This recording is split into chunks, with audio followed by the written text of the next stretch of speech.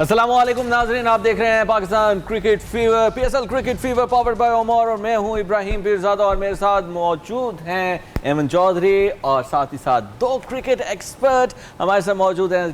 के आसिफ हमारे साथ मौजूद हैं और साथ ही साथ इरफान ज़हीर साहब, इनको कौन नहीं जानता। दोनों शख्सियत हमारे साथ मौजूद हैं और बहस करेंगे कि कल के मैच में क्या हुआ। लेकिन एक अच्छी बात कल के मैच में हमें ज़रूर नज़र आई कि कल स्कोर्स बहुत अच्छे हुए हैं। बिल्कुल, इस पे लेकिन फिर वही बात कि कोयटा फिर हार गया।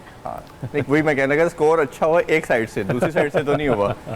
ज़ल्मी की साइड बड़ी बैलेंस नज़र आ रही थी। कल भी हमने बात की कि ज़ल्मी, आपने पूछा था कि कौन सी फेवरेट है, तो हम दोनों ने शायद ज़ल्मी का ही कहा था। इसी वजह से कहा था कि बॉलिंग तो उनकी अच्छी थी, बैटिंग भी अच्छी थी।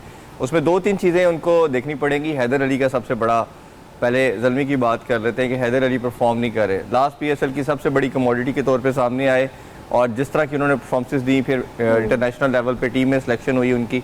बट हमने देखा कि शुरू के कुछ मंथ उन्होंने अच्छा खेला, बट अब कंटिन्यूसली उनकी परफॉर्मेंस डिक्लाइन की तरफ आ रही है। इंटरनेशनल सर्किट में भी ऐसा ही हुआ, बट उसमें मार्जिन हम दे सकते हैं कि उनको कोई एक सर्टन नंबर पे खिलाया नहीं गया, कभी चौथे पे, छठे पे, पाँचवें पे। तो ये एक चीज़ ऐसी ज़रूर होती है कि यंगस्टर को बॉदर करती है। But as far as this PSL is concern, तो उनको ओपन पे किया गया, पहले तीसरे नंबर पे, अब ओपन पे, तो ये उनके फेवरेट नंबर है। मैं जानता हूं कि हैदर अली इन नंबर्स पे खेलना चाहते हैं। मुझे लगता है कि कहीं ना कहीं दो खिलाड़ियों की पार्टनरशिप भी मैटर करती है कि अगर दो खिलाड़ी बेहतर तरीके से खेल पा रहे हैं उस तरह से, अगर आप उनका ऑर्डर चेंज कर देते हैं तो वो भी तो थोड़ा असर रखता है। हाँ बिल्कुल ऐसे ही है। जैसे हमने देखा कि शोएब मलिक और हैदर जल्दी आउट हो गए थे, फिर कामरान अकमल ने बहुत आउटस्टैंडिंग इनिंग्स खेली, फिर मिलर ने बड़ी शानदार 73 रन की इनिंग्स खेली। तो फिर आसिफ, कल कामरान बिल आखिर चल पड़े। हाँ देखिए, कामरान का बहुत ज़रूरी था पेशावर ज़ल्मी के लिए फॉर्म में आना, और क्योंकि कामरान अकमल जब हिटिंग करते हैं तो बड़ी क्लीन हिटिंग करते हैं। कल आपने देखा कि जो उन्होंने एक्स्ट्रा कवर्स के ऊपर जो उनकी क्लास थी वो नज़र आई, फिर उनकी तमाम शॉट्स जो वो नज़र आ रहे थे कि वो खुल के खेल रहे हैं, और ये पेशावर ज़ल्मी के लिए गुड न्यूज़ है। और उनके 50 रन्स जो थे 59 उन्होंने किए, वो बड़ा हेल्प किया पेशावर ज़ल्मी की जीत में। और जिस कल चौके और छक्के भी बहुत ज़्यादा लगे थे, और लेस जॉय मोमेंट्स में आपको दिखाते हैं कि कल चौके और छक्के किस तरह से लगे। आइए देखते हैं। लेस जॉय मोमेंट्स आपने देखे किस तरह से चौके और छक्के लगाए गए। डेविड मिलर की अगर बात करें इरफान, तो क्या खूबसूरत कल इनिंग खेली उनकी जानिब से, 73 रन्स बनाए गए और बहुत अच्छा खेले। उम्मीदें भी बहुत थी उनसे कि बहुत अच्छा खेलेंगे और उम्मीदों पे पूरा भी उतरे। तो कैसे देखते हैं आप कल? देखिए, मनरो की हम कल बात कर रहे थे। मनरो और डेविड मिलर दो T20 के स्पेशलिस्ट माने जाते हैं, और जब ये दोनों चलते हैं तो सिंगल हैंडली गेम अवे ले जाते हैं। और मनरो के साथ इनकी इनिंग्स भी हमने देखी, बहुत शानदार हिटिंग थी, पावर हिटिंग इनसे कमाल कोई नहीं करता, खासतौर पे डेथ ओवर के अंदर जाके, तो वो बड़ा उसका एडवांटेज मिला। बट अनफॉर्चुनेट चीज़ ये है कि ये भी छोड़ के जा रहे हैं, एलन छोड़ के जा रहे हैं, फिर तीसरा एडवर्ड छोड़ के जा रहे हैं, तो ज़ल्मी का जो कॉम्बिनेशन है। अच्छा इरफान, जो खिलाड़ी छोड़ के जा रहे हैं उस पर तो हम बात करेंगे। अभी हम बात कर रहे थे डेविड मिलर की, जो कि प्लेयर ऑफ द मैच भी थे। तो एक पैकेज तैयार किया है जॉय लेस मोमेंट का, और उस हवाले से आपको दिखाते। डेविड मिलर की बैटिंग आपने देखी, और जानना चाहेंगे आसिफ से कि आसिफ, और ये खास पैकेज बनाया था लेस जॉय मोमेंट के, आपको दिखाया था कि किस तरह से मैन ऑफ द मैच कहलाए थे डेविड मिलर एक अच्छी इनिंग्स खेलने के बाद। कि आसिफ, आपसे जानना चाहूँगा कि इतने चौके छक्के हमने अपने नाज़रीन को दिखाए हैं इस जॉय मोमेंट के अंदर, किसका कसूर था? बॉलर्स का कसूर था या कैप्टेंसी का कसूर था, जो इतने ज़्यादा उनको चौके छक्के पड़े? देखिए, इसमें सबसे पहले तो आप बैट्समैन की क्लास की बात करें कि डेविड मिलर, जिस तरह इरफान डिस्कस कर रहे थे कि एक ऐसे बैट्समैन, लेकिन आवाजें पीछे से आ रही थी यार, मुंह पे तो ना देना यार, इससे खा ले छक्का, इससे खा ले। ये डिस्प्रेशन होती है कि कैप्टन जो आपसे डिमांड कर रहा है, अगर आप वो नहीं कर पा रहे और आपकी पिटाई लग रही है और आपको जो है ना रन्स लग रहे हैं, फिर डिस्प्रेशन ज़्यादा होती है। और फिर हमने देखा था कि आप ये भी देख लीजिए कि डेविड मिलर की जो क्लास है, जिस तरह मैं डिस्कस कर रहा था, कि वो एक ऐसे बैट्समैन है कि उनको आप थोड़ा सा रूम देंगे, थोड़ी सी लूज डिलीवरी करेंगे तो वो फिर आउट ऑफ द पार्क जाएगी, और कल उसका उन्होंने भरपूर फ़ायदा उठाया। यस, कुछ लूज डिलीवरीज भी हुई, लेकिन आप मुझे तो बॉल ज़्यादातर आसमान पर ही दिखाई दे रही थी। बिल्कुल आप ठीक कह रहे हैं। देखिए, लूज डिलीवरीज का भरपूर फ़ायदा उठाया मिलर ने, और आप ये देखें कि कल जो फास्ट बॉलर्स थे हसनैन और खुरम, उन्होंने कोई इतनी बुरी बॉलिंग नहीं की। आप अगर देखें, ज़्यादा जो मार पड़ी है वो स्पिनर्स को पड़ी है। नवाज ने शुरू में अच्छी बॉलिंग की, लेकिन फिर लास्ट ओवर में उनको मार पड़ गई, और उसमें भी फिर आपने विकेट के पीछे से आवाज़ सुनी होगी कि सरफराज ने कहा नहीं ये तुम्हारी गेंद अच्छी थी, बैट्समैन अच्छा खेल गया, जिसमें वो थोड़ा सा डाउन द ट्रैक गए और ओवर एक्स्ट्रा कवर खेला, तो ये बैट्समैन का कमाल था। तो जो आपका जो क्वेश्चन है कल जरूर थोड़ी बहुत गलतियां भी की बॉलर्स ने, लेकिन ज्यादा कमाल डेविड मिलर का था। अच्छा, लेकिन हम पावर हिटर की भी कल बात कर रहे थे इरफान कि कोयटा के पास पावर हिटर्स हैं लेकिन उस तरह से यूटिलाइज नहीं हो पा रहे, तो कल फिर क्या वही कमी थी? नहीं, पावर हिटर तो है ही नहीं उनके पास। मैंने लेकिन जैसे सर स्टार्ट बहुत अच्छा किया है इरफान साहब। देखिए स्टार्ट अच्छा था, बट स्ट्राइक रेट आप देखें 6-7 का चल रहा था, और आपको जो रिक्वायर्ड चाहिए था रन रेट वो ऑलमोस्ट 10 का था। ठीक है, तो आपको खास तौर पे पहले 6-7 को यूटिलाइज करना चाहिए। आल्दो के विकेट कोई नहीं गिरी, बट उन्होंने आप देखा कि स्ट्राइक रेट आप 6-7 से खेल रहे हैं, तो आप इस तरह मैचेस जीत नहीं सकते। तो क्योंकि दायरे का इस्तेमाल तो तभी है ना जब आप कम से कम 11-12 के स्ट्राइक रेट के साथ खेलें, ताकि अगर मिडिल ओवर में कुछ आपके हल्के ओवर भी 2-4 चले जाएं तो आपके पावर पास प्ले के अंदर हाँ जी वो कर सकते हैं। और दूसरा जो बड़े स्कोर होने की, इधर एवरेज स्कोर जो यूई या अबू धाबी की कंडीशन के अंदर है T20 के अंदर वो 170-175 है, जो बड़ा अच्छा टारगेट है। ज्यादा कल इसलिए होगा कि कल ड्यू फैक्टर था। ड्यू फैक्टर हमने देखा कि वो बार बार वो जो कैमरा कार जाती थी तो उसके टायर्स के ऊपर वो कमेंटेटर कंटिन्यूसली बता रहे थे कि आज बहुत ड्यू आ रही है। ड्यू फैक्टर जब भी होगा तो फास्ट बॉलर बॉल सीम और स्विंग नहीं होगी। स्पिनर जो होगा, जो क्या से बात कर रहे थे कि वो ग्रिप जब नहीं कर पाएगा तो ऑब्वियसली फिर हिटिंग उसको ज्यादा होगी, और यही रीजन मतलब बैट्समैन के लिए पिच अच्छी कहा जा अच्छी सकता चीज है। थी। और ये अच्छा, मुझे ये बताएगा कल इतना ज़्यादा ड्यू फैक्टर था तो क्या किया गया है इसकी वजह इंतजामिया की जानिब से? ये तो देखिए, ये तो एक नेचुरल वो है, इसका तो कोई हल नहीं है। इसमें आप अपने लेकिन इसमें आप अपनी टैक्टिस तो चेंज कर सकते हैं खेलने की। चेंज हो, देखिए इसमें आप अच्छी फील्डिंग करके अपने बॉलर्स को थोड़ा सा रिलीफ दे सकते हैं, लेकिन सर टाइम इशू कुछ हो सकता है? नहीं, लेकिन आप उससे पहले फिर गर्मी शदीद है, आपके जो ये प्लेयर्स जो हैं इन्होंने इसके बाद पाकिस्तान की टीम ने इंग्लैंड जाना है, वहाँ पे इंपॉर्टेंट सीरीज़ है, फिर वेस्ट इंडीज़ जाना है, तो खुदा ना खास्ता उनमें कोई इंजर्ड ना हो जाए, तो उन्होंने टाइम इसलिए देख के रखा है PSL मैनेजमेंट ने कि ठंडा टाइम हो, और इसके साथ साथ आपको पता है कि आइस जैकेट्स और आइस कॉलर्स भी उनको प्रोवाइड किए गए हैं। सो ये जो ड्यू फैक्टर है, ये पूरी दुनिया में इसका कोई हल नहीं है। इसका एक ही हल होता है कि अब ये जो जिस तरह कह रहे थे ना कि फास्ट बॉलर की ग्रिप नहीं होती, लेकिन इरफान एक चीज़ हो सकती है कि आप जेम्स फॉकनर को देखें, जिस तरह वो स्लो बॉल यूज़ करते हैं, या ट्रैक के पीछे से जो एमन बात करी थी, टैक्टिस चेंज कर लें, ट्रैक के पीछे से विकेट के हल्का सा पीछे से बॉल डिलीवर करें, बैट्समैन को डिस्टर्ब करने की कोशिश करें। ये कल हमें नजर नहीं आया कोयटा ग्लैडिएटर्स के बॉलर्स की जानिब। लेकिन बॉलर्स हों और बैट्समैन हों, चाहे आप फील्डिंग कर रहे हैं, लेकिन जो भी है दाग तो लग ही जाते हैं फील्डिंग करते हुए, क्योंकि भागना है आपने। कभी बैट्समैन हैं जो रन्स बना रहे हैं तो वो गिर जाते हैं तो उस वक्त दाग लग जाते हैं, लेकिन दाग अच्छे होते हैं, उससे आपने घबराना, क्योंकि यही दाग सब लगते हैं तो इसी से आप सीखते हैं कि आगे कैसे बढ़ना है। तो जब फील्ड से होते हैं कुछ हीरोइक मोमेंट्स, और चाहे रन सेव करने हो या फिर कोई डाइव हो, और या फिर रन्स बनाते हुए लंबी छलांगे लगा रहा हो कोई बैट्समैन, और फिर जब इसी स्पिरिट्स को कोई भी बैट्समैन आके लेकर चलता है तो उसको कहते हैं दागों का चैंपियन। तो इस दागों के चैंपियन दिखाते हैं। तो चैंपियन आपने देखे कि किस तरह से स्कोर्स रोकने की कोशिश की।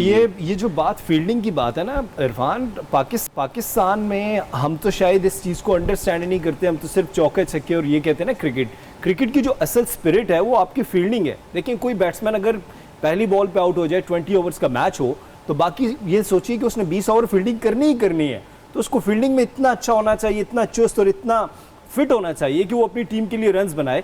यहाँ पे क्योंकि आप फील्डिंग की बात कर रहे हैं, तो आप मिसाल ले लीजिए, आप जॉन्टी रोड्स की मिसाल लें। वो अगर बैट से 30 रन्स बनाते थे तो कहा जाता था कि वो फील्डिंग में 25 रन्स रोकते हैं और अपनी टीम को एक अच्छा रन आउट करके देते हैं, एक अच्छा कैच लेते हैं। ये स्पिरिट आजकल के नौजवानों में बहुत कम नजर आता है। क्रिकेट के अंदर ये भी बोला जाता है कि बैटिंग और बॉलिंग आपके इख्तियार में नहीं है, ठीक है। फील्डिंग एक ऐसी चीज है जो कि आपके कंट्रोल में है, आप उसको अपनी मर्जी से कर सकते हैं। पाकिस्तान का हमेशा से ये मसला रहा है शुरू से। नहीं, उसकी एक रीजन है, आपका बच्चा जब 18-19 साल तक खेलता है तो उसको डाइव की बिल्कुल अलाउ ही नहीं किया जाता क्लब लेवल पे, स्कूल लेवल पे, क्योंकि आपकी कंडीशन, आपकी ग्राउंड का वो स्ट्रक्चर वो अच्छा नहीं होता। आप जब भी करेंगे ये ब्रूज हो जाएगा आपको, ठीक है, या आपको कोई ऐसे वोंड आ जाएंगे तो आप उस पर इंजरी से बचने के लिए आप सारे 18-19 साल नहीं करते। जैसे वो इंटरनेशनल सर्किट में आता है उसकी एक रिस्पॉन्सिबिलिटी बन जाती है कि ही हैज़ टू डाइव। लेकिन वो जो आपके 18-19 साल सब कॉन्शियस में एक चीज़ बैठ जाती है कि मैंने डाइव नहीं करनी, उसको फिर ख़त्म करते हुए बहुत टाइम लगता है। वो फिर जो टाइम लगते लगते करियर भी खत्म हो जाते हैं, और उसने सारे करियर में करियर भी खत्म हो जाते हैं। लेकिन शो अभी जारी है और हम हाजिर होते हैं एक ब्रेक के बाद, और आप देख रहे हैं PSL cricket fever powered bye Omar, और देखते रहिए पब्लिक।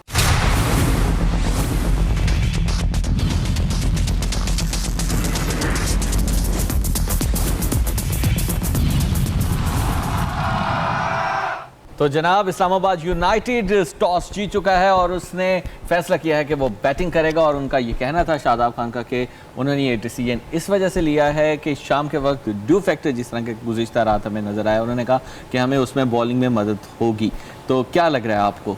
नहीं, मेरा ख्याल है कि ड्यू फैक्टर में बैटिंग आपके लिए कन्वीनियंट होती है, तो ड्यू फैक्टर को कंसिडर करते हुए तो ये हो सकता है वो सोच रहे हो कि जब उन्हें वो बॉलिंग कर रहे होंगे तो वो रोक सके रन्स। देखिए ये अनऑर्थोडॉक्स हुआ है ये इस पीएसएल की अगर आप बात करें कि जो भी टॉस जीतता है तो वो पहले बॉलिंग करता है, लेकिन अब शादाब खान ने जो है वो पहले बैटिंग का फैसला जो बड़ा किया है। मेरे ख्याल से ब्रेव डिसीजन है। देखिए उसकी वजह भी देखें ना कि जो उनकी जो पिछला मैच था उसमें उनकी टीम ने 10 विकेट से मैच जीता है, बैटिंग उनकी स्ट्रेंथ है।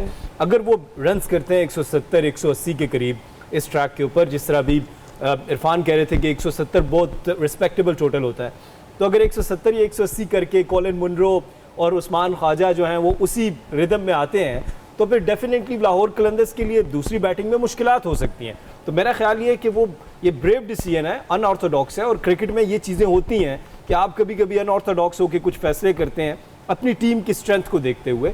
सो मेरा नहीं ख्याल कि इसमें कोई वो उन्होंने इसमें कोई परेशानी होगी। अगर आपने वीडियो देखी हो जो उनकी लास्ट मैच के बाद की ड्रेसिंग रूम की वीडियो है जिसमें शादाब खान अपनी टीम को बैकअप कर रहे हैं, उसमें भी वो यही कहते नजर आते हैं कि कोई भी सिचुएशन होगी ऐसा नहीं होगा कि सारी सिचुएशन हमारे फेवर्स में हो तो हम मैच जीतें, हम उन सिचुएशंस में भी मैच जीतेंगे जो हमारे फेवर में ना हो। क्योंकि स्पोर्ट्समैन स्पिरिट तो यही है। एग्जैक्टली उसमें असल जो पॉइंट ये है ना, ये बात ठीक है कि शायद वो अपने आप को अगले मैचेस के लिए एलिमिनेटर 1 और 2 के लिए देखना प्रिपेयर कर रहे हैं टीम को कि हम कंडीशन के अंदर पहले खेल के भी देखते हैं। अदरवाइज जब भी ड्यू हमेशा आती है आप चेस करते हो, जिस तरह लास्ट मैच भी उन्होंने 10 विकेट से जीता और 10 ओवर्स के अंदर उन्होंने जाके टारगेट पूरा किया, तो उस चीज को कंसीडर करें तो ये डिसीजन शायद ठीक नहीं है। हो सकता है कि उनका कॉन्फिडेंस लेवल हो 10 विकेट से जीतने की पे। बात जो कर रहे हैं ना हम प्रिपरेशन के लिए कि नेक्स्ट मैचेस के अंदर क्या पता हम टॉस आ रहे हैं और अगली टीम हमें पहले बैटिंग दे। वैसे ये ये वजह भी हो सकती है क्योंकि ये मैच जो है थोड़ा अर्ली स्टार्ट हो रहा है। नहीं देखिए एक और चीज़ भी है, देखिए जो लाहौर कलंदर्स जो है ना उनकी जो बेंच मार्क है वो बॉलिंग है। सो अगर आप पहले बैटिंग करके उनको टारगेट दे देते हैं और अच्छा टारगेट दे देते हैं 160-70, तो आपको पता है फ़खर ज़मान आउट ऑफ फॉर्म है, हफीज़ आउट ऑफ फॉर्म है। ऑल्दो के टिम डेविड जिनका ताल्लुक सिंगापुर से, हम उनको बार बार डिस्कस करते हैं कि जब उनकी पिक हुई थी तो लाहौर कलंदर्स के ऊपर बहुत लोगों ने क्रिटिसिज्म किया था कि आपने किस खिलाड़ी को पिक किया है, लेकिन पिछले 2 मैचेस में उन्होंने, वो है ऑस्ट्रेलियन प्लेयर है, वो सिंगापुर से हैं लेकिन ऑस्ट्रेलियन प्लेयर, एग्जैक्टली आप ठीक कह रहे हैं। और इसी तरह बेन डंक और जेम्स फॉकनर, तीनों ऑस्ट्रेलियन प्लेयर्स जो हैं वो छाए में हैं। सो वो इस चीज़ को भी देखना चाह रहे हैं कि अगर हम 160-70 कर दें और ऊपर से जल्दी विकेट्स ले लें लाहौर कलंदर्स की, तो लाहौर कलंदर्स को प्रेशर में डाला जा सकता है। अच्छा, कैप्टेंसी के हवाले से बात कर रहे थे, बहुत अच्छा विनिंग रेट चल रहा है सोहेल अख्तर का, इसके बारे में क्या कहेंगे? आज रमीज़ राजा ने भी उनसे कहा है, उनको कंग्रेचुलेट भी किया है कि आपका बहुत अच्छा विनिंग रेट चल रहा है। देखिए मेरा मानना ये है कि जैसे शादाब की हम बात कर रहे हैं या सोहेल अख्तर की बात कर रहे हैं, 2 सीज़न पहले भी वो कैप्टनसी कर चुके हैं, तो he is a learning captain. उन्होंने डोमेस्टिक भी किसी फॉर्म के ऊपर कैप्टनसी नहीं की हुई, उन्होंने कोई एक्सपीरियंस था उनके पहले कैप्टनसी का, likewise Shadab as well. तो दोनों लर्निंग कैप्टन है। जो लर्निंग कैप्टन होता है ओबियसली इसको थोड़ा टाइम लगता है, बट मेरी लाहौर के अंदर के ऑनर से भी डिस्कशन हुई, मैंने उनका इंटरव्यू किया तो उनका भी मानना ये था कि इस तरह के हम्बल बैकग्राउंड वाला कैप्टन जो है उसको थोड़ा टाइम तो लगता है, but once it is he settled तो वो फिर आगे उसके लिए ग्रेजुअली चीज़ें बड़ी बेहतर हो जाती हैं, बड़े नाम ओवरकम। कॉन्फिडेंस बड़ा उनमें नजर आया जब उनसे पूछा गया था कि आप जो सारे ओवर करेंगे इस दफ़ा अपनी इनिंग्स के अंदर, तो शादाब ने कहा था कि हम आखिरी ओवर तक मैच जाने नहीं देंगे, पहले ही उन्हें आउट कर देंगे। यही मैं कह रहा हूँ आपको कि जब आप टारगेट को सेट कर देंगे 160-170 आपके माइंड में होगा, तो फिर आप ये सोचिए कि, और अगर आप जल्दी विकेट्स ले लेते हैं जिस तरह फ़खर ज़मान है या हफीज़ हैं, और दूसरा एंड ये भी हो सकता है कि अगर फ़खर ज़मान आज फॉर्म में आते हैं, हफीज़ फॉर्म में आते हैं, उनका फॉर्म में आना बहुत ज़रूरी है, तो ये मैच कांटेदार होगा, फिर आपका कॉन्फिडेंस अपनी जगह। एक तब्दीली भी की गई है, फैज़ान की जगह अब ज़िशान को खिलाया जा रहा है। हाँ, जी बिल्कुल। जब फैज़ान की बात हो रही थी शायद यही एक वीकर लिंक था, एक उनके फास्ट बॉलर का वीकर लिंक था जो इमर्जिंग प्लेयर थे, और एक इनके फरहान की काफ़ी बात हो रही थी कि अहमद दानियाल की जी, ये 2 ऐसे थे। उनकी जगह पे दिलबर की बात भी की जा रही थी कि उनको ऐड करना चाहिए ताकि ये 2 जो उनकी डेफिशिएंसी नज़र आ रही है टीम के अंदर ये ड्रेस हो। Rest of the team that is absolutely fantastic. तो मेरा ख्याल है कि ये इस टाइम पूरे PSL की 2 बेस्ट टॉप नॉच टीमें हैं, जो आज मध्य मुकाबला है। और मैं तो इनको वैसे ये फाइनल बात है कि खिलाड़ियों का एडिशन और खिलाड़ी टीम से बाहर तो होते रहते हैं, और कैप्टनसी की अगर हम बात करें तो ऑब्वियसली कि कैप्टन अपना रोल तो प्ले करता है, क्योंकि बहुत इंपॉर्टेंट रोल होता है। लेकिन हमने अभी तक कोचेस की बात नहीं की। अगर कोचेस की बात करें तो उनका रोल भी बहुत इंपॉर्टेंट होता है, क्योंकि कैप्टन की तरह उन्हें भी बहुत अच्छे तरीके से अपना रोल प्ले करना पड़ता है, क्योंकि उन्होंने पूरी टीम को लेकर चलना, तो उन पर भी बहुत प्रेशर होता है। देखिए कोचेस, बिल्कुल आप ठीक कह रही हैं कि एक जब बच्चा जो है वो 19 साल का 20 साल का, जिस तरह फैज़ान जो है वो बहुत एक कभी यंगस्टर हैं, और उनके ऊपर भी ये बात भी की जाती है कि शायद जो PSL का प्लेटफॉर्म है इनके लिए बहुत बड़ा प्लेटफॉर्म है। लेकिन उनके कोच जो हैं उनके डग आउट में देखिए आप आकिब जावेद बैठे हुए हैं, और एक पिछले 6 साल से वो सर्व करें लाहौर कलंदर्स को। उनके ऊपर बहुत क्रिटिसिज्म भी हुआ, लाहौर कलंदर्स बिल्कुल ज़ीरो पे भी रही। अब लेकिन उसी 6 साल की मेहनत देखिए, और आकिब जावेद का जो है ना कॉन्फिडेंस देखिए अपने प्लेयर्स के ऊपर, कि उन्होंने आज लाहौर कलंदर्स की टीम को इस वक्त ग्रुप में वो नंबर 1 पे जा रहे हैं। और दूसरी जानिब जॉन बोथा हैं इस्लामाबाद यूनाइटेड के, पहले उनके साथ मिसबा थे, इस्लामाबाद यूनाइटेड के साथ इस वक्त सईद अजमल भी हैं। सो बड़ा अच्छा दोनों तरफ जो कोचिंग कॉम्बिनेशन है वो भी बहुत ज़बरदस्त है। कोचिंग कॉम्बिनेशन भी बहुत अच्छा है और टीम भी बहुत अच्छी आपस में जली नजर आ रही है। प्रिडिक्शन क्या करेंगे इरफान सईद साहब आज के मैच के हवाले से? मेरा ख्याल है जो अभी कॉम्बिनेशन को देखा जाए तो मेरा ख्याल है कि लाहौर के अंदर ज़्यादा बेहतर साइड है। बट अगर मनरो, मैं तो सिर्फ डिफरेंस जो दोनों टीम में देख रहा हूँ वो मनरो है। अगर मनरो परफॉर्म कर जाते हैं तो मेरा ख्याल है कोई मैचअप नहीं कर पाएगा। जिस तरह की उन्होंने इन लास्ट इनिंग खेल छोड़ी है, अगर वो उसी को कंटिन्यू करते हैं। आखिरी ओवर तक मैच किया था, लास्ट जो मैच किया था लाहौर कलंदर्स और इस्लामाबाद यूनाइटेड का, वो भी आखिरी ओवर तक गया। जी बिल्कुल ऐसे ही है। लेकिन क्लोज रहेगा वैसे। जी दोनों, मैंने जैसे कहा कि दोनों बेस्ट टॉप की टीमें हैं दोनों इस PSL के अंदर, और उसमें रेटिंग के ऊपर भी अभी जो और वैसे भी जब टीम्स इस तरह से इतना क्लोज होती हैं टॉप पोजीशन के, और टॉप पोजीशन पर होती भी हैं, तो उनके लिए अपनी पोजीशन भी बरकरार रखने के लिए उन्हें ज़्यादा मेहनत करने की जरूरत पड़ती है, क्योंकि वो पोजीशन लूज करने की उस पोजीशन में नहीं होता कि वो उससे नीचे चले जाएं। एग्जैक्टली। और आसिफ आपकी क्या प्रेडिक्शन? मैं आपके 30 सेकंड्स लूँगा। देखिए अगर शुएब मलिक, हफीज़ और फ़खर जमान उस फॉर्म में नहीं है, तो दूसरी जानिब आसिफ और इफ्तिखार भी फॉर्म में नहीं है, तो टीम जो है ना वो अगर तो एक जैसी लग रही है। इस्लामाबाद यूनाइटेड ने जान लड़ाई तो मुश्किल दे सकती है लाहौर कलंदर्स को।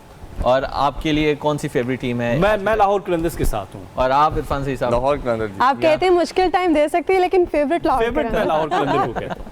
और लाहौरी जो है वो वैसे भी जिंदा दिलाने लोग होते हैं, और लाहौर कलंदर से सबको मोहब्बत भी है, जो इतनी देर से हारते आ रहे हैं आज जीते। लेकिन इब्राहिम बात वही है कि लाहौर कलंदर हो, इस्लामाबाद यूनाइटेड हो, चाहे कोटा ग्लैडिएटर्स जैसी टीम हो, जो कि सबसे लास्ट पोजीशन पर इतनी जिंदगी दी है कि आप लाहौर कलंदर्स को पॉइंट टेबल्स पर पहले नंबर पे देख रहे हैं। नहीं, हमने उनको इस दफा चैंपियन बनते हुए देखना है।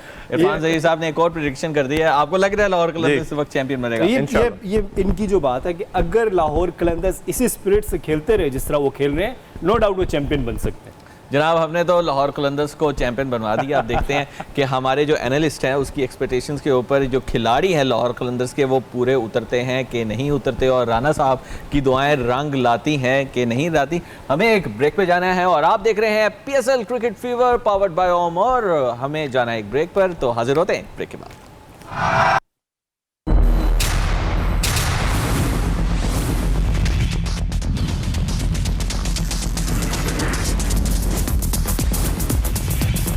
सो वेलकम बैक नाज़रीन, आप देख रहे हैं जैसा कि PSL cricket fever powered bye Omar, और बात चल रही है आज के मैचेस के हवाले से। दूसरे मैच के हवाले से कुछ जिक्र कर लेते हैं। पेशावर जुल्म अच्छे मोमेंटम के साथ कल का मैच जीतने के बाद मैदान में उतरेगी और मुल्तान सुल्तान उसके मद्दे मुकाबिल होगा। कैसा लग रहा है आपको ये वाला मैच? एक चीज़ हम मिस कर गए, इस्लामाबाद यूनाइटेड मिस करेगा हसन अली को। हसन अली अपनी घरेलू मसरूफियात की वजह से, फ़हीम अशरफ भी तो नहीं है। हाँ, फ़हीम अशरफ इंजर्ड हैं, और हसन अली अपनी घरेलू मसरूफियात की वजह से PSL को छोड़ के जो है वो वापस आ रहे हैं। और आज उन्होंने पैगाम भी दिया है कि कौम दुआ करे कि उनकी फैमिली में कुछ प्रॉब्लम्स हैं, और हम सब दुआ करते हैं कि जो भी प्रॉब्लम्स हैं अल्लाह ताला उनको हल करे। सो इस्लामाबाद यूनाइटेड मिस करेगी हसन अली को भी। सो अब दूसरे मैच के ऊपर बात करेंगे तो ज़ल्मी जो है वंस अगेन कल का मैच जीते हुए हैं, उनके पास एक मोमेंटम बना हुआ है।